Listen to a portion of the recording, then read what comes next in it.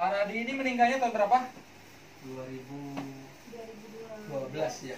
2012. 2013. Kira-kira aja. Ya, 13 sekitar itu. 2012 ya. Kira-kira lah. Ya, 13, 12 aku wisuda S3 belum meninggal. 2013. Oke. Nah, sekarang cross check. Apakah istri Paradi masih hidup? Sudah nggak ada ya, udah nggak ada. Ayah ibunya udah nggak ada juga ya. Ayah ibunya udah nggak ada. Yang paling ngeceknya gampang itu lihat dari usia. Kalau usia sudah wafat, udah sepuh kan, berarti kemungkinan udah nggak ada. Tapi kalau masih muda kan masih mungkin. Ini meninggal umur 40 tahun, jangan-jangan ayah ibunya masih hidup kan begitu. Paradi, berarti istri nggak ada, ayah ibu juga sudah tidak ada juga. Berarti ini cek anaknya. Ada berapa anaknya? Anaknya meninggal satu. Oh, meninggal satu itu tadi ya? Yang Bu pertama. 5 kan tadi kan 5 kan? Tadi kan ada 5. Anak Paradi dengan anaknya Bu Mimi sama kan? Sama. Sama ya? Jadi ada 5 dulu. 5 ya? 5 dulu ya. Iya. P 1, P, L, L. Di berapa ini? L-nya 3. Oh 3 ya? Oh ini berarti kelebihan.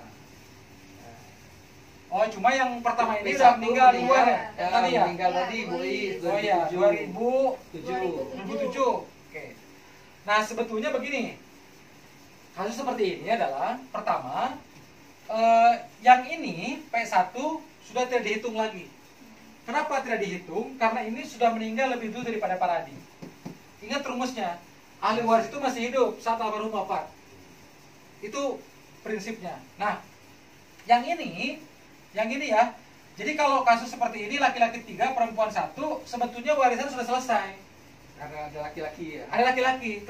Makanya saya tuh kalau di mana-mana nanyain, almarhum ini saat wafatnya punya anak laki-laki nggak? Kalau dijawab punya, itu saya lebih senang mendengarnya. Kenapa? Karena ngitungnya akan lebih mudah. Karena kalau ini misalkan tidak ada anak laki-laki, itu bisa melebar ke saudara-saudaranya. Misalkan nih kasus contoh ya. Misalkan ini cuma ada anak perempuan. Katakanlah 1 orang atau 2 orang begitu, anak laki-laki nggak ada. Misalnya ya. Maka itu Pak, nanti harus di cross check Paradi ini punya saudara atau enggak. Apakah punya adik, ataukah punya abang, punya teteh gitu. Karena abangnya Paradi, tetehnya Paradi, lancipnya Paradi, itu bisa kebagian. Kalau di sini nggak ada anak laki-laki. Tapi kalau ada anak laki-laki, terhalang tuh Pak semuanya tuh. Jadi kan kalau mereka ke situ kan ke om ya. Om, tante, bibi ya kan. Kalau Paradi punya adik, punya abang, punya teteh, berarti kan ke sini keponakan semua kan. Nah, tapi karena di sini ada anak laki-laki, maka ini selesai. Saudara-saudara Paradi tidak berhak di situ. Kenapa? Ada anak laki-laki 3 orang lagi. Jangankan 3 orang Pak, 1 orang aja terhalang semua tuh. Apalagi ini ada 3. Jadi bagi 5 ya mungkin. Ya, kalau begini berarti perempuan 1 kan, 7. laki-laki 3. Ini dikali 2 aja, 3 kali 2 6, tambah ini 1 7. Bagi 7. Jadi yang 100 juta itu ya.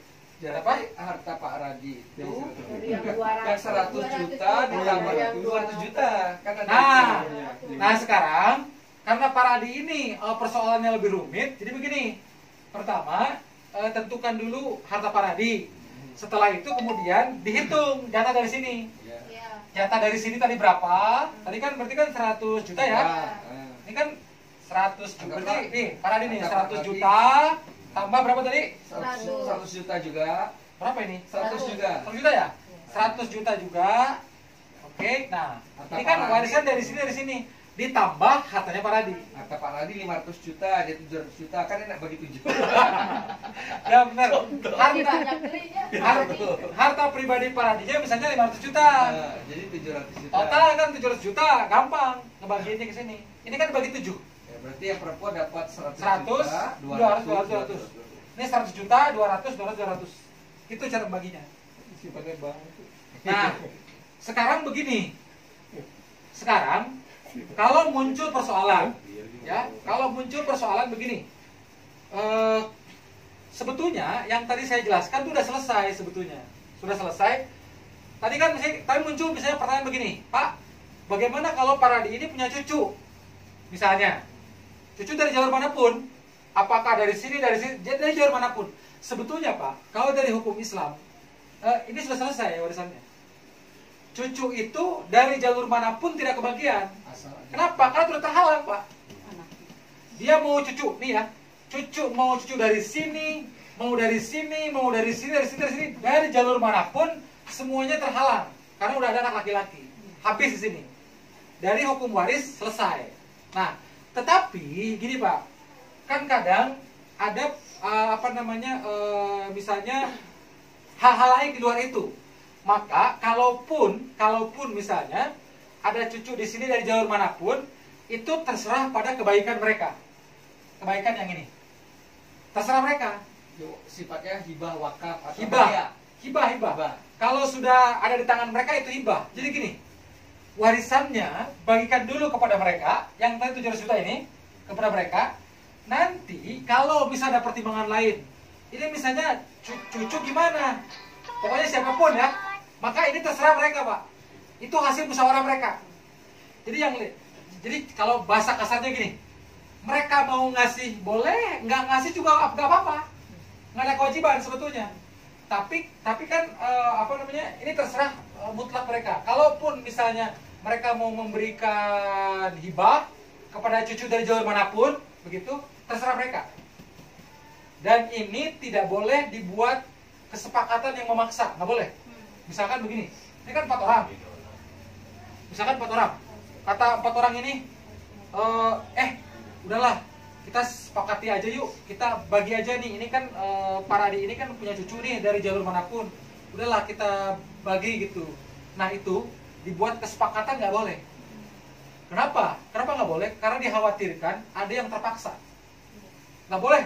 Jadi nanti kalau kita bicara begini, gimana kalau kita sedikit berbagi dengan keluarga yang lain? Mungkin ada cucu yang harus kita bantu. Berarti kan keponakan mereka kan? Ya. Cucunya Pak Adi kan keponakan ini kan? Iya. Nah, ada keponakan kita, cucu ayah kita nih yang mungkin mereka membutuhkan atau apalah. Boleh ada yang masalah seperti itu, terserah. Tapi saran saya, seikhlasnya masing-masing. Jangan dipatok segala macam, jangan. Karena kalau dipatok, kesannya memaksakan. Khawatir, karena kan gini, di antara 4 orang ini, tingkat kebutuhan masing-masing beda. Mungkin ada yang dapat segitu, dapat warisan segini tuh, alhamdulillah ini cukup nih buat beli rumah misalkan. Ada yang ini segini aja udah kurang. Dapat 1 juta udah masih kurang gitu. Jadi maksud saya, jangan dibuat kesepakatan. Tapi kalau mau ngasih saran boleh. Ini ada keponakan-keponakan kita yang membutuhkan, kan cucunya Pak Adi, keponakan kita. Terserah lah, mau anaknya ini, terserah lah. Ya kan? Udah, ini bikin kesepakatan, termasuk anaknya ini. Kan kalau ini kan berarti kan kebagian semua kan? Anak-anaknya ini kan nggak kebagian, berarti kan ini semua. Berarti kan kasusnya adalah ini tadi yang berempat ini, terserah berempat ini. Dan ini jangan dibuat kesepakatan, terserah aja, jangan dipatok, terserah masing-masing keikhlasannya. Kalau ada yang bahkan bahasa kasarnya begini, mereka tidak mau ngasih pun jangan dipaksa, karena itu hak masing-masing, gitu. Tapi ini adalah amal kebaikan. Jadi kalau dia ngasih itu ibarat orang memberi sedekah kan, jadi amal mereka, gitu, amal kebaikan. Nah begitu sifatnya. Tapi ini nanti jatuhnya menjadi hibah. Kalau misalkan mereka ngasih ke pihak manapun jadi hibah. Yang jelas warisannya begini aturannya. Oke.